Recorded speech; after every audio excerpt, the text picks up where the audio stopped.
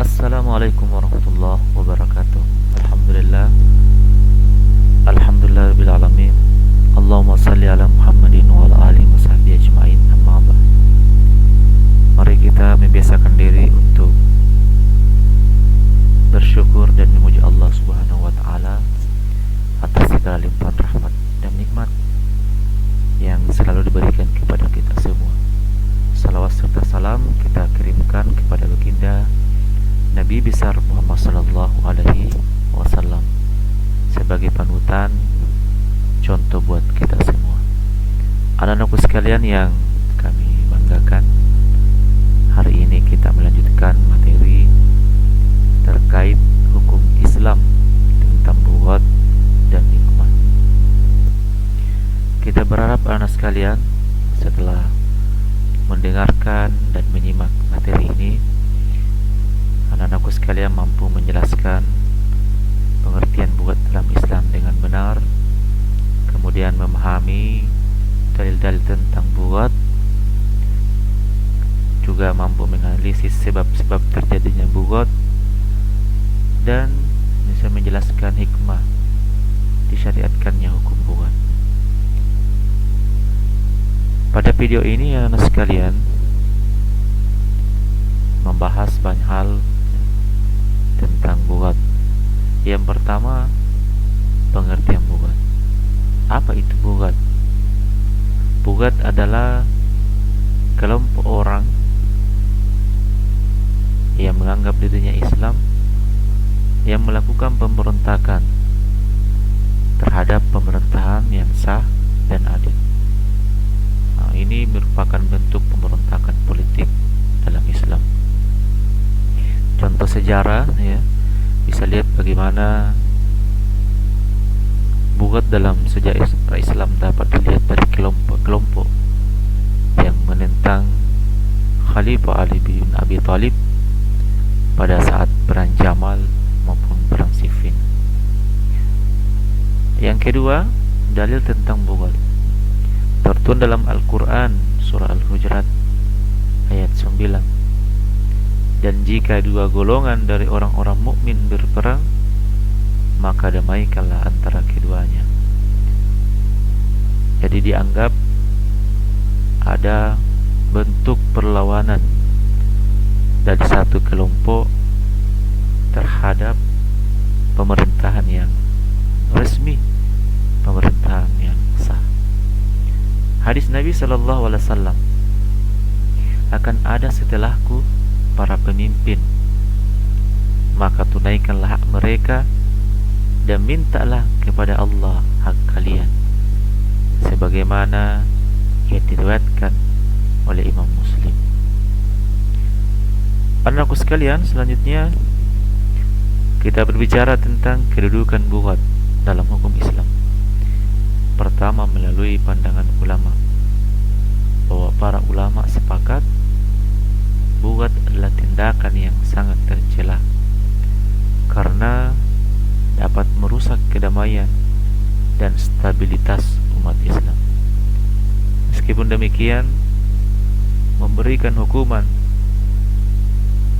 buat terhadap kelompok yang melakukan perlawanan hendaknya, harusnya dilakukan dengan hati-hati, sehingga hukum terhadap bugat dalam fikih masuk tindakan yang dapat dikenakan sanksi, namun melalui prosedur yang tetap memperhatikan maslahat umat. Maka dari itu, dalam penanganan bugat sesuai ketentuan Islam, yang pertama diberi nasihat, juga peringatan. Kalau misalnya dalam proses penyampaian nasihat ataupun peringatan lisan maupun tertulis, maka dia harus melalui cara damai, harus didamaikan. Ada hakim, ada pihak yang mampu menangani kasus buat ini. Namun ketika tidak mampu didamaikan, maka bisa diperangi, bisa diberikan sanksi dengan tetap menjaga hak-haknya sebagai muslim. Maka dari itu, anak sekalian, hikmah disyariatkannya hukum bugat pada intinya adalah bagaimana menjaga stabilitas pemerintahan Islam. Yang kedua, kita mampu mencegah kerusakan dan kekacauan yang terjadi dalam suatu wilayah ataupun suatu negara. Kemudian menyadarkan pentingnya ketaatan kepada pemimpin yang adil. Ini sebagai evaluasi diri, baik sebagai pribadi maupun sebagai pemerintah dalam suatu negara, untuk tetap menjaga keadilan. Kemudian menunjukkan bahwa Islam menjunjung tinggi keadilan dan ketertiban. Maka dari itu anak sekalian, seperti di awal kita sampaikan bahwa bagaimana terjadinya pemberontakan, misalnya Khawarij, ya, Syiah ekstremis dan semacamnya.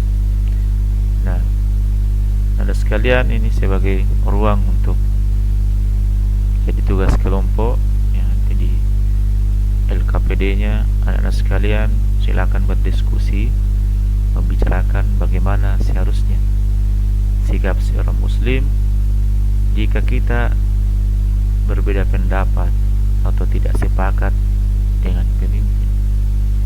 Intinya anak sekalian, dengan mengambil satu kesimpulan bahwa bugat adalah bentuk pemberontakan yang memang ada aturannya dalam hukum Islam.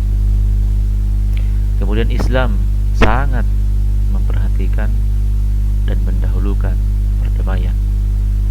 Bukan berarti membiarkan hal-hal yang bisa merongrong, bisa merusak persautuan atau kedamaian dalam suatu wilayah, tetapi membolehkan tindakan tegas demi menjaga keamanan, menjaga stabilitas. Hikmahnya adalah kita berharap terciptanya ketertiban dan keadilan dalam masyarakat. Maka anak sekalian, silakan buat rangkuman materi, dibuatkan dalam bentuk peta konsep. Nanti setiap kelompok akan membuat materi